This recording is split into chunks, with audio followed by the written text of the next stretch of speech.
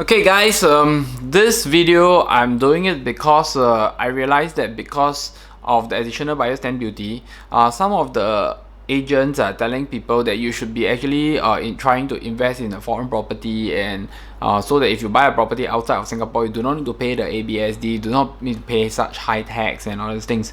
Okay, and many of them are selling like developed countries, or I wouldn't say developed, but going to be developed countries like Philippines, Vietnam, Malaysia, some good ones that I've seen is like Japan and all those things.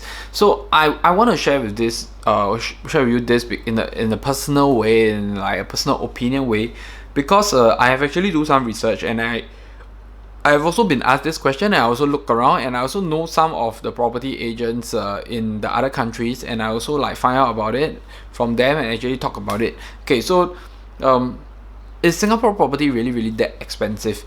If you look at it in a way, right, we are actually quite affordable and actually considered cheap all over the world. If you make a comparison, our city center is like in Orchard Road, we are going like at about 3,800 to 4,000 per square feet.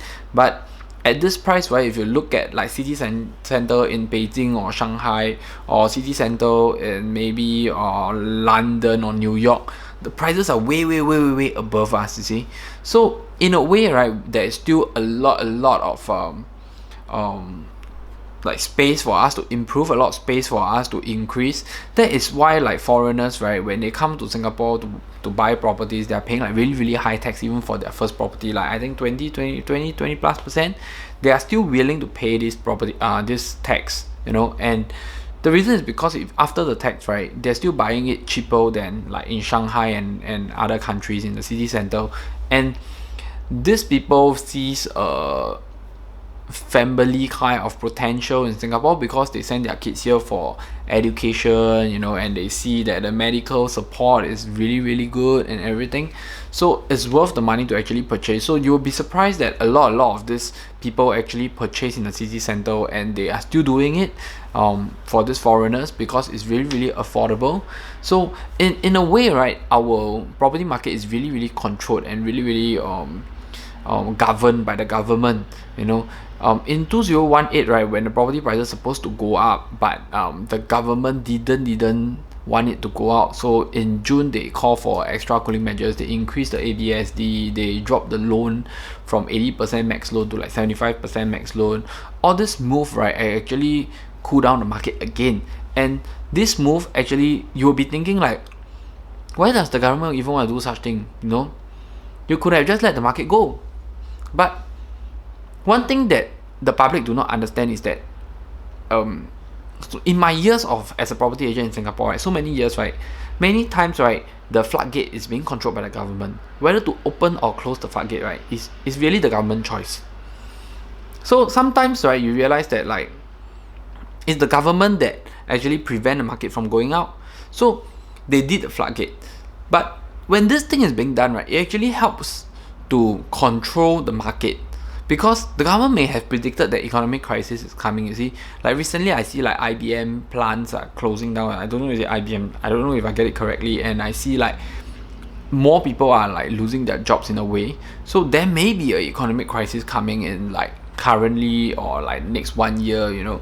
It may actually hit the worldwide economy. So the government actually knows about this, and or maybe the government even feel that the income to property price index is not proportionate enough, you know, like people's incomes are not high enough to support such a high property price. So there's always reasons that is being implemented, there's always reasons that is being known, you know, by them. So that's why they call a stop to the market. So if you look at our prices, right, it's really affordable. It's really low in the sense whereby you compare with big cities like New York or Shanghai in their city center, compared to our property in our CBD area, our property in Orchard Road area. The prices are really still I would say affordable in a way, but there's still like a lot of space to grow. Okay, then another thing, the second thing that I want to talk about is that when you invest in foreign properties, right, there's something that you need to take note, is the currency. You see, many people, right, because Singapore currencies are very strong, but other countries' currency may not be that strong. Actually, in my last video, I think I talked about like the Australian dollar being stronger last time, you know, but now they are like weaker. Then we have our ringgit, like not so high last time, but today our ringgit is like 3.0 something to 1 Sing dollar. So if you invest in a country, right, but the currency is dropping, then even if the property price increase, right, but if you look at the currency exchange coming back to Sing dollar, you may not have earned anything. Okay, that's one thing. Second thing that I think people, foreigners and a lot of my overseas buyers, they always ask me, is there capital gain tax in Singapore? Not that I know of, and many of the people that sell their property, they don't pay like property like capital gain tax over such things. So we are still a very good place, a very nice place, you know. But of course we do have our stamp duties, we still do have our property tax, all those things but we don't have a capital gain tax. So the government don't tax you on the profit that you make. So this is a very, very important thing that is going on, and I feel that you have to really understand the property market well in the overseas market before you consider. One country that I feel that is not too bad, right, is like Japan, because Japan properties and the rules and regulations, they're very safe. And today Japan yen is at like 1.21, and it has been there for the past few years, but previously it was like at 1.28, 1.32. So Japan has a space for improvement. Definitely we are not talking about like very developed parts of Japan like Tokyo. You know, you may want to consider places like Osaka, places like Kobe, places like Kyoto, you know, where tourists still goes there. And I would still suggest that you got to buy near the city center, because it's very important, because most of the Japanese, right, they actually like fly to these big cities to work, then they are not from there, so they have to rent. Okay, so this is their culture. So you will realize that your tenants are actually the locals when you buy Japan property. Instead, like for Thailand, right, it's very different.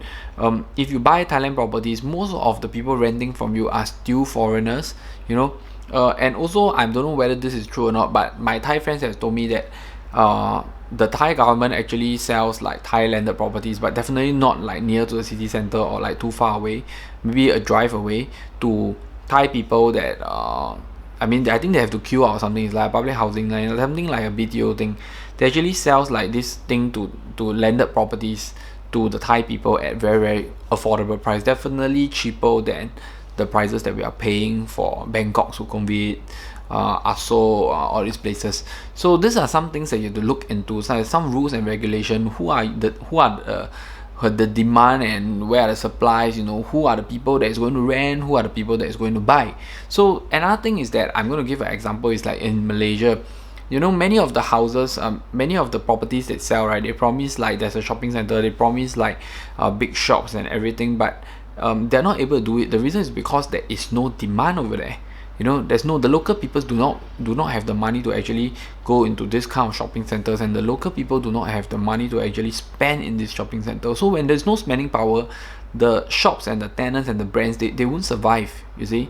And also the prices that the overseas people are paying for the properties in JB sometimes doesn't even make sense. You know, the price that they're paying is way too high, and the JB people will not even bother to buy it. You know, the JB people seems to be able to get like better landed or better condos at a lower price compared to those that's being sold to the foreigner. Okay, so these are some of the research that you really have to do carefully, and really have to go like into the figures and know the place like a local. Okay, so this is the video for today. I will like to end here, and I feel that you should take note of this. You know, my idea is very simple. It's not just about investing, it's about investing correctly. If you invest wrongly, then don't invest, because it's better that you don't lose. You know, you don't lose money, because if you don't win, why lose? You know, so if you don't buy, you don't lose.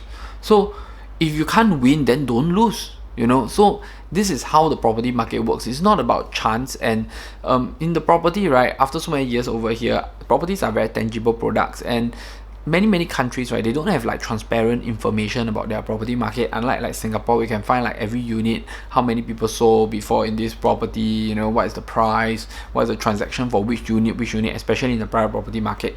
So in many countries, they do not have this luxury. We are able to know like which unit and everything. So in other countries, we don't have this luxury of doing so. So it's very easy to actually know whether you're buying a good deal or not in the Singapore market. Okay, so I'll cut this video short. If you have any questions, just drop me a comment, or you can just call me directly. If you like my video, please subscribe to my channel, like my video, share my video, and we'll end here. So I see you again, and thank you for watching. Bye.